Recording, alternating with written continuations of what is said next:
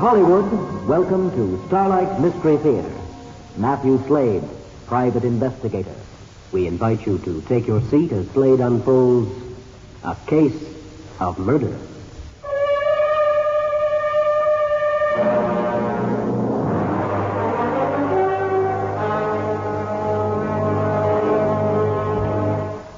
In my job, the hours are odd. So are the circumstances and the people I meet. You could even call some of them dangerous. My calling card reads, Mathew Slade, private investigator.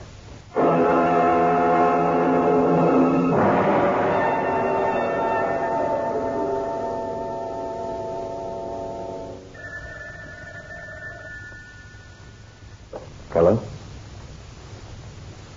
Have you notified the police? I see. All right, suppose we talk about it. I'll be right over. It was a woman. She had a problem. I was the guy she'd selected to solve it. I picked up my hat and coat, turned the knob on the door of my private office, walked through the reception room and out into the hall. I took the single flight of stairs down into the landing at twos, strode through the doorway and out into the street. It was raining. I pulled the collar of my coat up as the rain started to drip off my hat. I headed for the parking lot. Good evening, Mr. Slade. You ready to go home? Not yet, Jose. I got a job to do.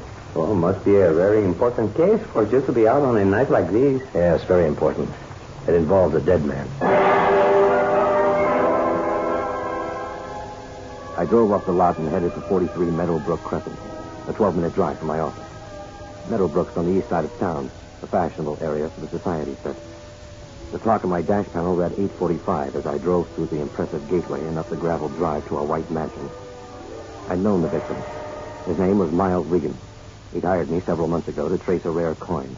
That was an easy job. We'd only met twice, both times in my office. Now, I was to meet him again. Only this time there wouldn't be much of a greeting, not in his condition. Suddenly I felt uneasy. I thought of turning back. I couldn't stop now. My super-curious mind had to find out why Regan's wife was calling me instead of the police. As a bolt of lightning streaked across the sky, I could see the outline of the house. The place was in darkness. I stepped on the brake.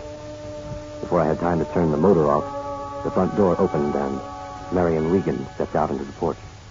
What took you so long? It's a bad night, Mrs. Regan. Would you mind shining that flashlight off my face? Oh, I'm sorry.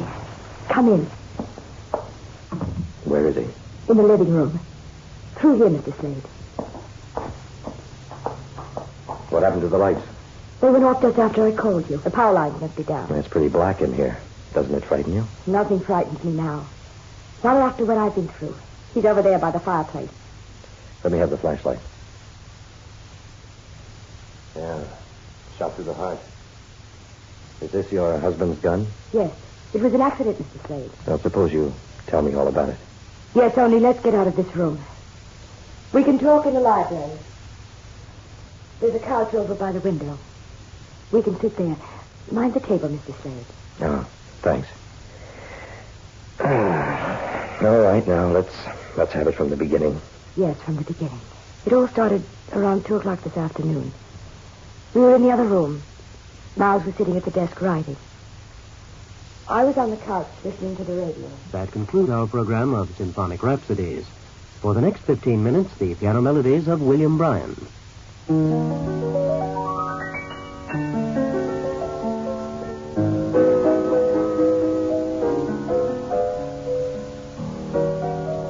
Well, my dear, that's that.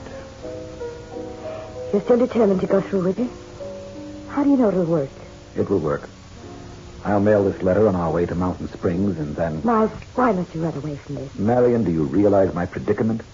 When the board learns I've transferred shares over to David Corby without their approval, I'll be through anyway. But why do that? Must we go through it all again? There is no other way. I've embezzled company funds. Corby is blackmailing me. This way I'll get out of it with a clear name. It's simple. Corby replaces the funds in return for my stock. This letter of resignation will reach the office Monday. We'll stay at the Springs till things quiet down. Corby will call a board meeting, and the rest will be up to him. Won't they become suspicious? Embarrassing questions, if I were around, could lead to an investigation. What did you do with the money? Now, Marion, you promised there would be no questions. In a couple of months, this whole business should pass. $250,000 doesn't disappear into thin air. Miles, I want to know. I can't tell you, and that ends it. I won't budge from this room until you tell me. When you come to your senses, take the train and come on up to the lodge. I'm going upstairs to pack. Miles, I'm going to the police. I can't go through with it. It's senseless for you to run away. Do you know what they do to embezzlers? We could get an attorney. There's Martin Downing. He'll get you out of this. It's better than running the rest of your life. That's a chance I'll have to take. Now, if you want to leave with me... Miles, I can't. Your final word? Listen to me. There's nothing further to say. Miles. Miles.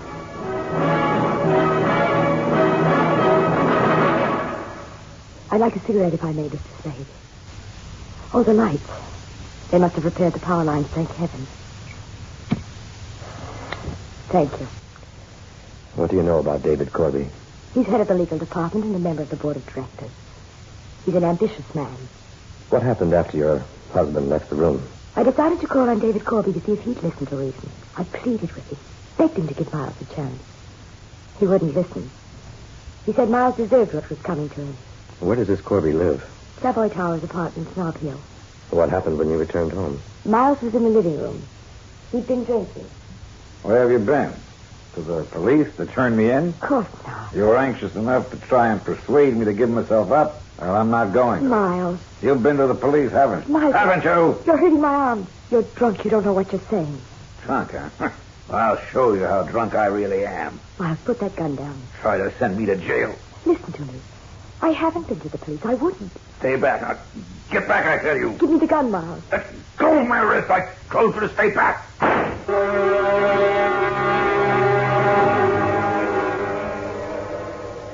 I tried to get the gun from him. It fired. Show me your position in relation to your husband's when the gun went off. Well, I was standing in front of him. We were beside the desk. He was shaking me. Then he reached into his coat and withdrew the gun. I grabbed his right wrist, and we struggled. He held the gun in his right hand? Yes, I grabbed it and tried to turn his wrist so he'd drop it. The gun was pointing towards his heart when it went off. Now, Mrs. Regan, take hold of my right wrist and try to twist it as you did your husband's. Well, it was like this. Mm-hmm. A little harder, Mrs. Regan. You're resisting, Mr. Slade. I can't. All right. Are your fingerprints on the gun? No. I mean, I don't think so. Oh, I just don't know. What happened to the letter your husband wrote? I have it in my pocket. After the accident, I took it from his desk. Let me see the letter. Why? I told you what's in it. I'd like to read it for myself, Mrs. Regan. Now, look, Mr. Slade. A letter, Mrs. Regan. Very well. It's been opened. Of course. I opened it. Does your husband write with his left hand? Yes, he's left-handed. Mr. Slade, must you keep asking these foolish questions? Part of my service. Now, you say your husband was drunk when you came in. You had an argument. He took out a gun. You made a grab for it, and it went off. Yes. Okay. On your part, it was an accident. Well, if you're telling the truth, you're in the clear. So how do I fit into all this? I want you to remove my husband's body. You what? I want it to look as though he's disappeared. Oh, now, wait a minute. I'm a licensed private investigator, not a body snatcher. You can't be serious. I'll pay you $10,000. You've got to be kidding. I'm not kidding, Mr. Slade. That's my offer. I need your help. I'm willing to pay well for it. I know I'm in the business to do other people's laundry, but this is a little too dirty. If it's a question of more money, I'm willing to raise it. Let's get one thing straight. I work with the law, not against it. If I were caught doing such a thing, I'd lose my license and end up in jail. It's strictly illegal. I don't run that kind of an operation. Now, you maintain it was an accident. Okay, it was an accident. I wasn't a witness. I can't say either but way. But only the two of us would know. Mr. Slade, I've got to go through with this. I suggest you call the police. You can save yourself a lot of trouble. I can't do that. Not now. Why is it so important the body shouldn't be found? You told me you wanted Miles to give himself up. I've been thinking that perhaps Miles was right. The less said, the better. Why expose Miles' past? It'll be a lot easier on me and... Stop pacing back and forth, Mrs. Regan. Please, sit down. You make me nervous. I'm sorry. Now, suppose you tell me what really happened tonight. No more than I've already told you. All right. Have it your own way. You need someone to play sap for you, Mrs. Regan. It's not going to be me. David Corby will cover the embezzlement. It can be made to look as though Miles had just disappeared. People do that. Yeah, one every 3 minutes, I know. Miles hasn't just disappeared. He was shot. Removing the body is illegal, and I don't intend to do it. Incidentally, what makes you think you can get Corby to cover the theft now that Miles is dead? He gave me his word. Oh?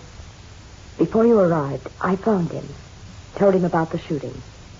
He seemed glad Miles was dead. He wanted to know about the shares. I told him Miles had signed them over to me. He said he'd replace the money if I turned the shares over to him.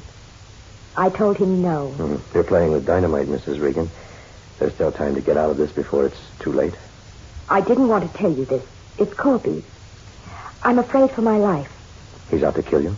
As sure as we're sitting in this room. You see, David Corby was my first husband. I divorced him to marry Miles. He's had it in for both of us ever since. He threatened my life tonight unless I turned those shares over to him. Where are they? In the safe. Tell me, was Miles' life insured? Yes. Substantially? 100,000. Made out to you, of course. Of course. Were you ever in love with Miles? Once, early in our marriage. He changed. You don't believe that, do you? Not altogether. What is it you're after, Mrs. Regan? The insurance? Control of Miles' company? What? That was unfair. How could you say those things with my husband in the next room dead? I haven't seen real evidence of tears. You are heartless. Cautious. It pays in my business. Mr. Slade, you must help me. Please reconsider. I'll give you any amount you ask. 40, 50,000 in cash. You have that kind of money in cash? I can get it. Tonight if necessary. Where? From David Corby. Corby. A second ago, he was out to kill you. You are a liar, aren't you? The money's part of his deal for the shares. 75,000 to me. Mm-hmm. You tell a most unconvincing story. The police will shoot holes in it in seconds. They're not amateurs, you know. By the way, what's your story to the police going to be? Can't you understand? I can't go to the police. All I need... All you need is a pigeon. I told you it's not going to be me. Mr. Slade, there's a limit to my patience. Oh, your dialogue gets better every second. I'm asking you for the last time. Hasn't anyone ever said no to you? Do you think I killed him? Did you? How could you even think I did? Well, go ahead. Prove to me you didn't. I didn't ask you here to have you interrogate me or insult me. I'm offering you a proposition. One honest person to another. Very good, Mrs. Regan. Quite a song and dance, but it doesn't fool me. You can't talk to me like that. Well, I can and will. You'll have to forgive my insubordination. I rate very high on that. Let's not argue. I just want you to help me. We're not going to go through that again, are we? Mr. Slade. The answer is no. Flat and final. Good night, Mrs. Regan.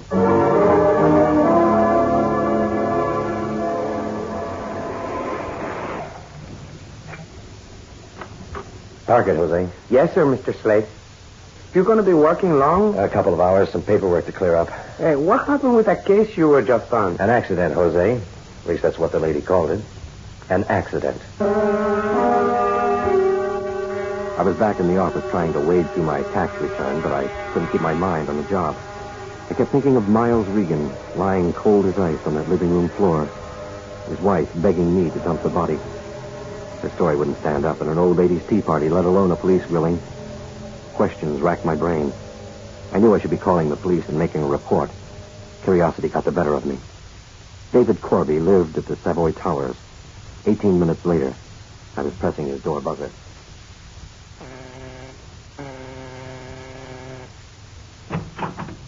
Yes? Corby? Who? David Corby. The gentleman with the blackmail racket. You said what? You hard of hearing? Who are you? Shalmus, private. The name Slade. Am I supposed to get excited? What do you want? I'd like to talk to you about a dead man. You ritzing me or something? If I am, I'm not aware of it. You've got the wrong party. Now, if you don't mind, investigate somewhere else. Marion Regan says you were blackmailing her husband. She offered me $50,000 to dump the body. Your $50,000. Well, are we going to stand out here in the hall all night and tell the neighbors about it? You'd better come in. Now, suppose we start from the top. You might ask Mrs. Regan to come out from behind those drapes. She'll get awfully tired standing there all night. You're very observant, Mr. Slade. Didn't take you long to get here. Get to the point before I call the police. Police? A blackmailer calling the police. For your information, I have a high standing in this town. A respected businessman. So was Al Capone, according to him. Probably the reason they locked him up. Who's been writing your material, Slade? It's cute. Oh, that. Well, I've been reading some of those Chandler books, you know, the biting, sarcastic private eye and all that. Just trying it on for size. Now let's cut out the babble. Who really killed Miles Regan? Well, look, Slade, the gun went off. It was an accident. Then notify the police and no problem. You're the one creating a problem. That's because I can be pulled in as an accessory after the fact. And I don't intend letting you two saddle me with that. What is it you want out of this? More money? Stock in the company? Miles Regan was a client of mine. There's such a thing as ethics in this business. You may not have heard of it. When a client is bumped off and you have an idea why, you're supposed to do something about it. It's as I told you earlier, an accident. Then why dump the body? To save the shame and embarrassment. to protect Miles's name. Oh, bravo, Mrs. Regan. Oh, I especially like that little throb you got in your voice when you got to his name. That was very good. But it won't fool the police. When they start working on you, you'll crack in short order, and so will Corby. Where's the motive? They'll pick one to suit them. They're very good at that. Why don't you put in with us, Slade? You could make yourself some money. Illegal money. So we're bending the law a little. It's done every day. You don't really need me to get rid of a dead body, and you know it. For $500, you could hire a two-bit hood. You need a pigeon. Someone to take the rap. Someone who'd look good at the police, whom they could put through the ringer. You thought you could buy me. While I was disposing of the body, Mrs. Regan would be calling the police, and they'd catch me in the act. It's too bad you counted on me as being dishonest. It just might have worked. I like the way you figure things out. Oh, there's much more. Please go on. I don't think it was Mrs. Regan who killed her husband. Interesting. Who did then? You. What makes you think he was murdered? Mrs. Regan tipped me to that. When I worked for Miles, I got to know him pretty well. His hobby was collecting coins. Well, we got around to talking about guns. That's my interest. Miles abhorred guns. Unlikely, then, that he'd keep one. That's point number one. Mrs. Regan's story was that she tried to wrest the gun from Miles' grasp, and it went off. He weighed all of 200 pounds. Supposedly, he was drunk. Now, when Mrs. Regan enacted what happened, she barely had the strength to lift my arm, let alone twist it. Highly unlikely she'd have been able to twist the arm of a violent, drunken man twice her size. Mr. Slade. Let me finish, Mrs. Regan. I won't stand here unless you make these insinuations. No harm, Miriam. Let him go on. Now, you told me your husband held the gun in his right hand. And later you told me he was left-handed. Then you told me about the hurried trip to see Corby. I think Miles changed his mind. He was going to the police. That meant you both had to work fast. Now, as I see it, Corby came back to the house with you. Well, Regan, have you got those share certificates signed? No, and I'm not going to sign them. Not over to you. I've changed my mind. What do you mean you've changed your mind? We had a deal. Not anymore. I'm going to own up to what I've done. Well, that's not being very smart, Miles. You know I'll never let you get away with it. I expect you'll try. But that doesn't bother me. I'll offer to make restitution. It will be up to the board to accept or reject it. You can't double deal me like this. Now, you'll sign those certificates over to me if you know what's good for you. You're wasting your breath. Threatening me won't get you anywhere. This is something I've got to do. Well, now, look. If you want a little better deal, I'll go along with you. It's too late for that. I have to face up to the mess I've got myself into. I'll take what comes. Pretty speech, Miles. All it will buy you is a term in jail. It'll buy me peace of mind, worth the price. Oh, don't make me laugh. What are you trying to protect? An honesty you never had? I know when I'm being kidded. Now, let's stop playing games. It's no game, but the end of yours. Now, look, Miles. You're going ahead with this deal, whether you like it or not. You're a hard man to convince, David. There won't be any deal. Well, perhaps this will change your mind. You're not capable of shooting anyone, and you know it. You haven't the guts. I want those shares. I'm going to get them. Go ahead. Shoot me. That won't get you the shares. You certainly can't scare me into giving them to you. Get away from that phone, Miles. You're through blackmailing me, David. We'll let the I'm warning you, police... Miles. Put down that phone. Put it down. Well, Corby, was that close to the truth? Very clever, Mr. Slade. Too bad we have to dispose of you. I was getting to like you. My, you certainly do have a lot of guns. Incidentally, why did you leave that other one beside the body? I figured we'd get your fingerprints on it. Well, that's not very smart. The police can check out the serial number. They'll trace it to you. That revolver was stolen. I purchased it from, shall we say, an undesirable type. How do you intend getting rid of me? Simple. We take you back to the Regan house. I shoot you with the same gun I shot Miles. It will look like you shot him, then killed yourself. You'll have to do better than that. Where's the motive? The police will come up with one. They're good at that. Remember? Well, shall we go? Reluctantly.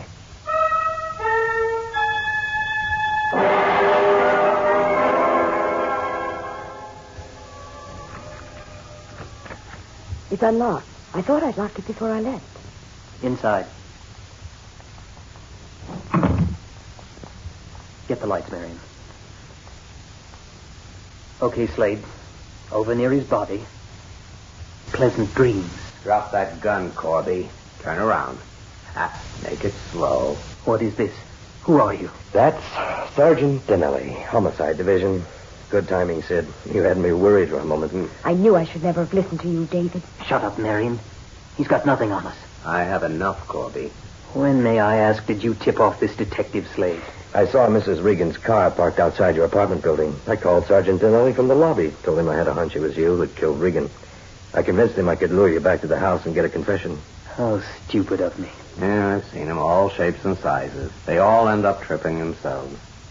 You can't beat the law. I wonder when people will realize that. Hey, you did a good job, Matt. You know, I think I should start working on commission for you people, Sid. Yeah, you'd probably do all right at that. Hey, why don't you come over to our side of the fence, huh? You'd make a good cop. Me? In uniform? Look better than a trench coat. All right, let's get these birds downtown. I'd figured this a tough case, and it was. I almost lost my life solving it. If you're wondering about the outcome, it was like this. The embezzlement was brought to light. Due to the circumstances, Mrs. Regan and David Corby, Miles is experiencing the big sleep. Because of it, Corby will face the electric chair. As for Mary and Regan, well, she won't be mixing with her socialite friends. They don't have too many of those in jail. And if you're wondering about that $250,000 Miles stole, it turned up in his safe deposit box in even thousands. Well, not quite. The last 1,000 had been broken into even hundreds, but there were only 9 of those. Now, what did Miles do with that missing 100? I wonder if Raymond Chandler could have found an answer to that. Maybe I'll try solving it myself. Anyway, in my file, I've labeled this little misadventure a case of murder.